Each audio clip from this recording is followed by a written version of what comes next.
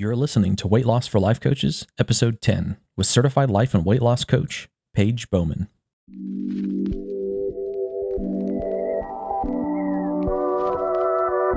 Welcome to Weight Loss for Life Coaches, the weekly podcast for coaches who are growing their coaching business and on their weight loss journey. Each week, we'll be tackling why weight loss feels hard and how to make hitting your weight loss goal the simplest thing you do all day.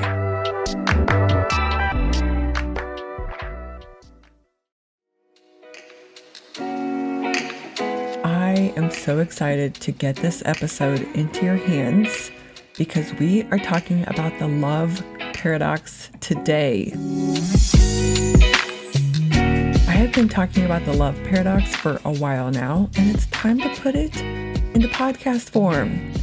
This started a couple years ago when I was taught this idea of the paradox, and I have been using it for myself in all areas of my life. And with my clients, I've taught it on Instagram, I think, and I know I've written a couple of emails before, but I'm putting all of my knowledge about it and my experience about it in today's episode for you to take and run with, because this is life-changing, y'all. Let's go back to the beginning. I had a business coach a couple of years ago, and she taught this idea of a paradox. I mean, of course, I knew what a paradox was, but not used in this way. So she taught this idea of holding two beliefs at the same time in your business. This idea that these two things that you're believing might seem to contradict each other, but can be true. It had never occurred to me to use this idea in my business. So when she taught it, I took it and I ran with it. And I worked on it, and basically it was me holding these two things that I believed to be true, but they seemed like the opposite. And it worked. I taught myself how to have doubts in my business and belief at the same time. I know this might seem elementary to some, but for me, having doubts in my business would stop me in my tracks. And this has been something I've been working on for a while now. But this idea that you can have doubt in something and believe in it at the same time, it really threw me. And so when she taught me this and then I practiced it and then it worked, I realized, wait a second, I can let the doubts come up and I can still have belief and I can hold this paradox. And it doesn't have to stop me in my tracks when two opposing things feel true to me. So basically, I got comfortable with two things that felt opposing, as I teach my clients to do, and I took that learning into another area of my life, weight loss. And I didn't just take this idea of a paradox into my weight loss journey. I specifically used it to help me with this idea of loving myself where I'm at and having a goal, because that's what I was struggling with at the time. I had grown so much in my relationship with myself and my self-concept and how I talk to myself. So I was getting comfortable with this idea of loving where I'm at and myself, and I still had a goal. So I was struggling with loving where I'm at and having a goal to make changes in my life. But I brought this idea of a paradox in, and I created the love paradox, which I'm going to teach you all about. And it's developed into one of my favorite concepts I've come up with, combining an idea from others that I've worked with and my own, and made this idea baby. So here's what's been happening and how this applies to weight loss, or really anything, but we're going to use it for our weight loss journey for this podcast. We often use criticism, shame, discontent, dislike, or even hate to motivate ourselves to get into action, to make things happen. We've taught ourselves that this is the type of fuel to use to get going. And parallel to that, we've taught ourselves that to be content or satisfied or even like our current circumstances does not get us into action. In fact, it keeps us stale or stagnant. So in summary, we must criticize or dislike where we are and not be satisfied or like where we are to get into action and make the goal happen. It might even be that we've taught ourselves that we have to dislike where we're at to have a goal. And I'm going to talk about that in a little bit as well. So keep that in mind. But you can see where that leaves us, not enjoying the journey and leaning heavily on that end goal to feel good and have joy, which means you're not only experiencing this discontent and criticism to motivate yourself, you're pushing away feeling satisfied, loved, or accomplished as well. Now, what I'm proposing is this idea that we change the fuel for motivation. What if we're wrong about loving where we are and feeling content now is holding us back from getting into action? What if we just haven't taught ourselves to use love as a fuel? So instead of the criticism, shame, judgment, dislike, or discontent type of fuel, we're talking about love fuel. And not just love, content, satisfied, accomplished, joy, pride, excitement, gratitude, abundance. So many feelings that come from loving where you are could be amazing fuel to getting into action to go after your goal. And you might be thinking, goal? But if you love your circumstances and where you're at right now, why would you have a goal or change anything? So here's what I propose. This is the love paradox. You can love where you're at and want to change, to grow, to evolve, to have a goal that you're going after. This is where the paradox comes into play. I looked up the term paradox in the dictionary, and the first definition in the dictionary says, a statement that sounds absurd or seems to contradict itself, but is in fact true. Hear me when I say, I know that this proposition might seem paradoxical, but it could in fact be true that you can love where you are and have a goal to change. You can love where you are and get into action to make your goal happen. When I realized the benefit of holding two seemingly contradicting things true, i.e., the paradox, I realized how this could change the way I lost weight and others too. So I practiced it myself. I believed it was possible that I don't need to find all the things wrong with me or hate myself or my body to motivate myself. I just needed to practice this and really embody it to prove that true. So I did. I lost over 25 pounds now, doing it the simple way that I teach and using the love paradox. And then I realized I was doing things differently than my clients when they first came to me. And it's because I believed in the love paradox. You might be thinking when you're losing weight, or you might know someone that's talked about this, where we think we need to feel that hateful, shamey criticism kind of fuel to lose weight, that we have to not like where we are to get ourselves into action on our weight loss journey. And that's a no. Corinne Crabtree, who is also an amazing weight loss coach, she says that's a no. Let's say you're at 175 pounds and you want to weigh 150 pounds. You want to lose 25 pounds. You can love where you are now, and you can have amazing opinions, positive thoughts, loving feelings about your body and yourself now.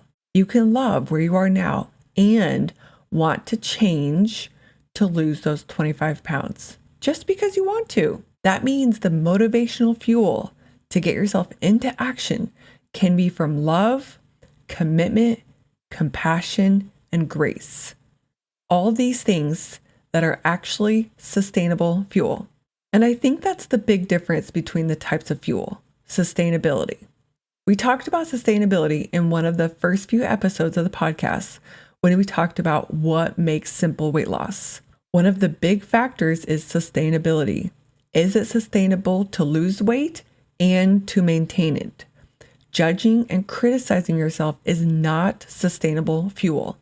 I know this to be true when I gained the weight back 3 times in a row. I was terrified to be at this weight because I knew how I got there wasn't maintainable for the rest of my life. Not only in restricting myself and depriving myself and using willpower and heavy exercise, but in how I treated myself. My clients will tell me that sounds nice, Paige, but it won't get me into action. If I just love myself, I'll stay there. Not true at all. You just think you'll stay there because you've been used to that icky self-judgment kind of fuel to get yourself into action. I've been working on this in all areas of my life beyond business and weight loss. In my home, my exercise journey to get stronger and build endurance, and in my relationships. It's just me seeing myself and accepting myself as I am right now, or the situation and accepting it as it is right now, and not making it a problem. And if I want to change something, setting that goal and not making it a problem that I want to change. So I want to give you an example. We live in an apartment and we wanted to buy a house a while ago. And I found myself finding all the things wrong with my apartment on this journey, which, by the way, did not feel good, but it felt necessary or like true that that's what you do. We're buying a house, and these are all the things I can't wait to not have to deal with anymore in my apartment. And then we decided to not buy a house. And I felt very upset about it because I had built up all these things that I didn't like about my apartment. And then I realized what was happening. I had sowed discontent as a part of fueling myself to get into action, or what seemed like a necessary pairing with buying a house. And working through this love paradox in that part of my life, what I realized was it just doesn't feel good. It doesn't feel good to sow discontent in an area of my life on purpose. So I've been practicing finding things and sowing love about my apartment, and I'm feeling so much better. I mean, no surprise there, right? And what I'll do moving forward when we decide to buy a house is swim in the love I have for my current abode and still do all the things you do to buy a house. And notice how I'm talking about loving where I am and still wanting to buy a house. This is what I'm talking about with the paradox. Not making yourself wrong for wanting to change that which you love. So when we go to buy a house, I'm going to enjoy the journey, enjoy myself up to the time where we start that journey, and enjoy the house. So much joy. Now let me offer you a couple of powerful questions. The first one is, where might you already be using the love paradox in your life? Where are you practicing loving where you're at, or loving a situation the way it is and wanting it to change? So an example might be your kids. You might love where they are and want them to change, want them to grow up, want them to get a better grade in class or in school. And you practice embodying that love for them and wanting them to make a change. Or maybe it's with your partner. You might love dating and being with that person so much, and you want to be married. You can love where you're at in your current circumstances and want it to change. And check in with your own circumstances and the way you're doing things in your life. Are there also examples of using loving emotions and loving thoughts to help you motivate yourself? See if you're already doing that now so that you can mine your brain for gold, see how that's already something you're good at, and then you can use that on this journey. Here's another question for you. What would change moving forward if you tried living or embodying the love paradox? You know, I love this question. If you've been listening to the podcast, I love these kinds of questions. What would change moving forward if you tried this thing or embodied this thing? I love this question because it has you envisioning your future self, which is one of my favorite things to do. It's one of the first things I do with all of my clients. And it has you building this list of compelling reasons to work on embodying this idea, for example, or practicing a tool. So you're not only thinking that's a great idea, but when you ask yourself, what would be different if I did this or embodied the love paradox, you're literally building a list of reasons why you want to move forward in that way right now. Here's another question for you. How is it possible that you can love where you're at now and get into action on your goal? How is it possible that you can love where you're at and want to change? Really think about these. Take these questions on a walk. I know it's getting warmer where I'm at. I know those of you on the other side of the world you're getting colder, but go for a walk. Take these questions. How is it possible that you can love where you're at now and want to change? Have a goal. How is it possible that you can love where you're at now and get into action towards that goal? Think on it. Think about how you could already be using the love paradox in your life and how it could be possible to do so, embodying the love paradox on your weight loss journey. Asking yourself how it could be possible that you can love your body, where you're at now, your relationship with food, and get into action towards your goal. I love this idea of considering the possibility of how that could be true, because then you're just giving yourself evidence of how that could be true. I'm a little sneaky with my powerful questions, but that's why I love them so much. All right, y'all, that's a love paradox. I'm so excited to get this into your hands, or, well, your ears, so you can start practicing this today, practicing this idea of holding these two things that might seem contradictory, but that can both be true. If you loved this episode as much as I did, leave us a review on your favorite podcast platform and share this with your fellow life coaches who aren't in the know about the love paradox yet. And you know they're going to love learning about this as much as you did. So share this episode with them. If you have any questions or want to talk more about the love paradox, you can always find me on Instagram at lifecoachpaigeb or email me at hello@paigebowman.com. That's it for this episode. I'll see y'all next week.